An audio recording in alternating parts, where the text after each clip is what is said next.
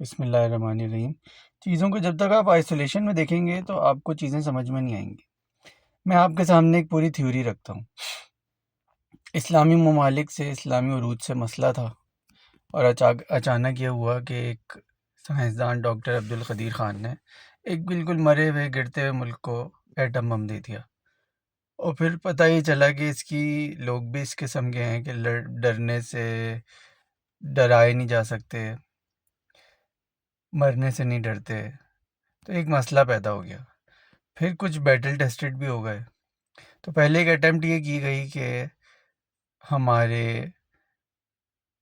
جو مغرب میں ہمارا ایک دوست تھا اس پہ حملہ کر کے ہمیں انسرکل کرنے کی کوشش کی گئی، اور ہوا یہ کہ وہ کافی حد تک جو کوشش کر رہے تھے خود بیوقوف بن گئے۔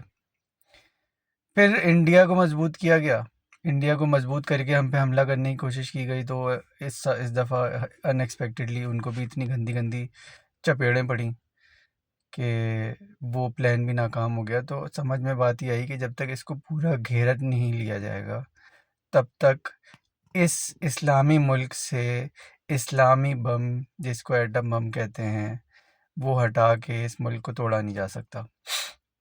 ویسے تو انشاءاللہ کبھی بھی نہیں ٹوٹے گا، لیکن یہ عزائم تھے۔ تو اب کیا ہوا، امریکہ میں آ کے بحری بیڑا کھڑا ہوا ایران کو تھریٹن کرنے، کیونکہ بہرحال ایران ایک دیوار ہے جو کہ پاکستان اور جو ہمارا مغربی شمال جنوب مغربی بارڈر ہے اس تک کسی کو بھی پہنچنے سے روکتا ہے۔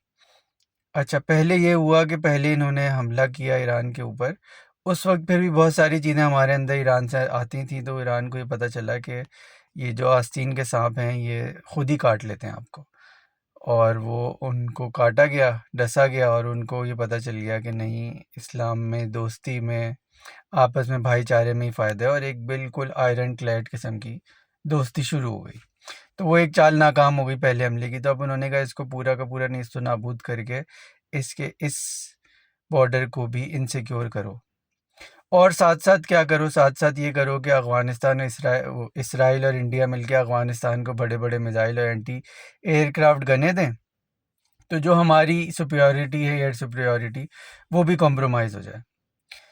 اب ایران تو انتظار کرتا رہا پہلے اور دوسرے بحری بیڑے آنے کا، پاکستان نے ایسا نہیں کیا۔ جب پاکستان کو یہ ہنٹ ملی کہ یہ جو دونوں جھپیاں پا کے آئے ہیں اسرائیل کے اندر، بوچر آف گجرات یعنی مودی اور بوچر آف غازہ یعنی نیتن یاہو، تو یہ جو دونوں لوگ ہیں یہ اب افغانستان کے ساتھ مل کے ایک گیم شروع کریں گے، اور وہ ہمارا جو آدھا پونا لنگڑا لولا فرنٹ ہے وہ ٹو فرنٹ وار میں کنورٹ ہو جائے گا۔ تو پاکستان نے کیا کیا کہ پاکستان نے پری ایمپٹیو اسٹرائکس کر کے ان کی کمر توڑ کے رکھ دی، اور وہ کہنا شروع ہو گیا کہ بات چیت کر لیں، بات چیت کر لیں، بات چیت کر لیں، اور ہم نے کہا ہم نہیں رکیں گے۔ ابھی ایران سے بات چیت چل رہی تھی۔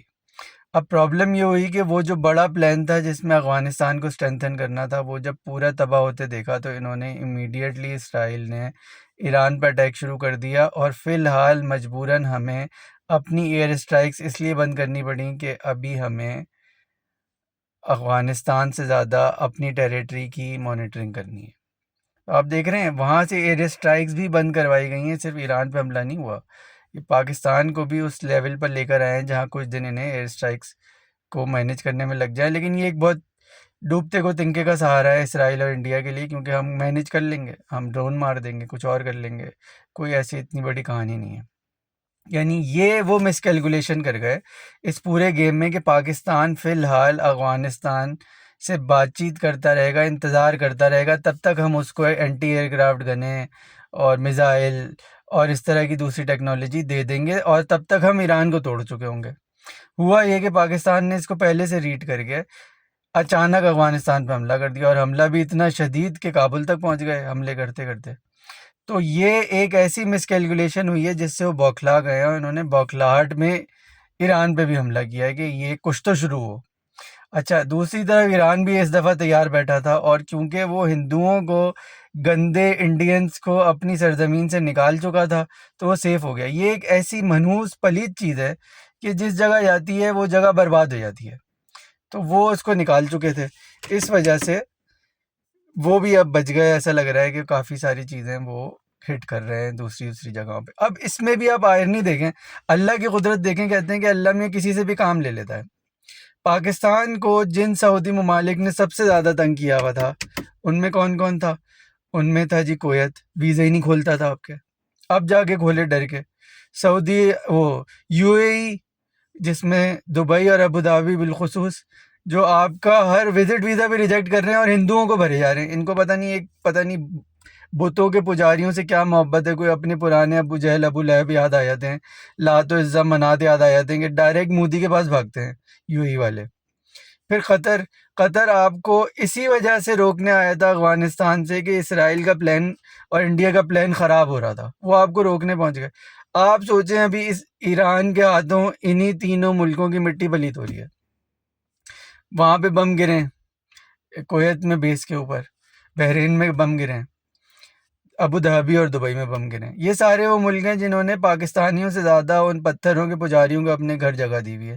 ان کو تو شکلیں بھی نہیں ہیں جن کو جگہ دی جائے۔ مطلب آپ لٹرلی، جب میں وہاں پہ انجینئر ہائر کرتا تھا تو مجھے کبھی کبھی ان سے پوچھنا پڑ جاتا تھا کہ بھائی تو بھنگی ہے یا انجینئر ہے؟ استغفر اللہ استغفر اللہ استغفر اللہ، اس طرح کی حرکتیں۔ یعنی کہ نہیں، میں یہ کہنا چاہ رہا ہوں استھیٹکس بھی کوئی چیز ہوتی ہے بھائی، آپٹکس بھی کوئی چیز ہوتی ہے۔ ان کم بختوں کی تو آپٹکس بھی نہیں تھی، لیکن یو ہی والے گھسیڑے جا رہے ہیں ان کو، اور قطر والے گھسیڑے جا رہے ہیں ان کو، اور بحرین والے گھسیڑے جا رہے ہیں ان کو، اور اب ان کی ہو رہی ہے پٹائی۔ اور پٹائی ہم نہیں کر رہے، مطلب آپ یقین کریں جب ان کی زیادہ پٹائی ہوگی نا تو اب یہ بھاگ کے بھی پاکستان کے پاس آئیں گے۔ تو کبھی یہ ہوتا ہے کہ اللہ کو اگر عزت دینی ہوتی ہے نا تو کسی بھی ذریعے سے عزت دے دیتا ہے۔ الحمدللہ مجھے لگتا ہے کہ پاکستان کے لیے دشمن کی جتنی بھی چالیں تھیں، جو وہ چل رہا تھا اس کے ساتھ ایک چال اللہ چل رہا تھا۔ ہمیں انہوں نے یو ای سے کٹایا، ہمیں انہوں نے قطر سے کٹایا، ہمیں انہوں نے کویت سے کٹایا، ہمیں انہوں نے بحرین سے کٹایا، اور بھرا کن کو؟ لات و عزا منات اور فلاں فلاں کے پجاریوں کو، جن کو اس سرزمین سے حضور صلی اللہ علیہ وآلہ وسلم نکال کے گئے تھے، ان کو پھر آگے فٹ کیا۔ اور اس کا نتیجہ یہ نکلا کہ وہ انہی کی شاید نحوست ہے کہ ایران کا سب سے پہلا ٹارگٹ وہی بنے، پھر اسرائیل بنا۔ تو پہلے تو یہ جنگ جو تھی وہ اس طرح ناکام ہوئی کہ یہ چاہ رہے تھے کہ ایران کو توڑنا شروع کریں، تب تک ہمیں کچھ وقت افغانستان میں مل جائے، افغانستان کو بھی مضبوط کر دیں، اور یہ 3.5 فرنٹ قسم کی وار پاکستان پہ شروع ہو جائے۔ پاکستان نے پہلی افغانستان میں گھس کے ان کو اتنا کمزور کر دیا کہ ابھی انہیں اینٹی ایئر کرافٹ گنیں دیں گے بھی تو چلانے والے بندے نہیں ملیں گے۔ تو وہ پلان خراب ہوتی، انہوں نے کہا یار ایران پہ حملہ کرو، تو ایران تیار بیٹھا ہوا تھا، اور ایران کو تیار کرنے میں ایران کا اپنا ہاتھ بھی تھا، پاکستان کی بھی دوستی ہوگی، پاکستان نے چین سے بھی ایک لنک بنوا کے دیا ہوگا، رشیا سے بھی رشیا سے ان کا خود لنک بنا ہوا ہے، اور کچھ عقل بھی آ گئی ہوگی، اور اللہ کی مدد بھی ڈیفینیٹلی ساتھ موجود ہے۔ تو کیا ہوا کہ اس نے بھی ایسی ریٹیلیٹری اسٹرائکس کی ہیں کہ اب یہ خود پریشان ہوئے ہیں کہ بھائی کیا کرنا ہے۔ تو یہ ہوا ہے اس وقت تک کی سچویشن۔ آئسولیشن میں نہیں دیکھ سکتے اس کو کہ ایسے نہیں ہے ایسے نہیں ہے۔ میں دوبارہ کہوں گا، ایران ایک بہانہ ہے، ان سب کو مسئلہ ایران کے ایٹمی پروگرام سے نہیں ہو تو جو خامنہئی صاحب ہیں، خمینی صاحب، ان کا فتویٰ ہے کہ وہ نہیں بنائیں گے، اور ظاہر ہے کہ وہ ان کو رسپیکٹ کرتے ہیں، ان کو فالو کرتے ہیں، وہ نہیں بنائیں گے اس طرح۔ ان کو مسئلہ پاکستان اور پاکستان کے ایٹمی پروگرام سے، کیونکہ وہ اس کو اسلامک بوم کہتے ہیں، اور ان کو پتہ ہے کہ اسرائیل کو کوئی بھی اگر پنگا کرتا ہے تو بیچ میں پاکستان کا ہاتھ نکلتا ہے۔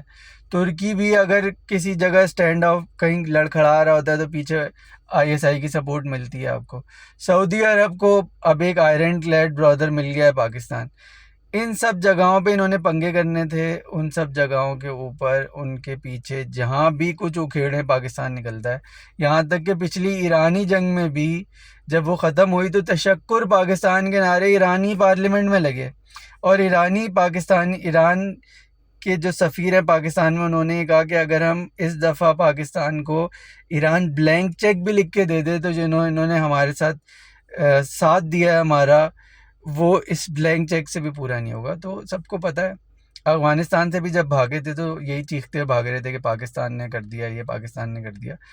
تو اب ایسا لگتا یہ ہے کہ اس پورے خطے میں ایکویشن کو جو ڈس بیلنس کرتا ہے ان کے خلاف فیکٹر، وہ پاکستان ہے۔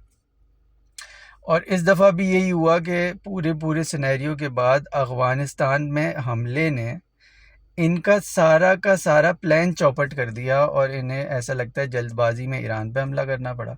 ایران کو بھی مس کیلکولیٹ کر گئے، وہ بھی اب ماشاءاللہ زبردست طاقتور ہو گیا ہے، اور اس نے بھی ایسی چپیڑیں کرائی ہیں کہ دل خوش ہو گیا ہے۔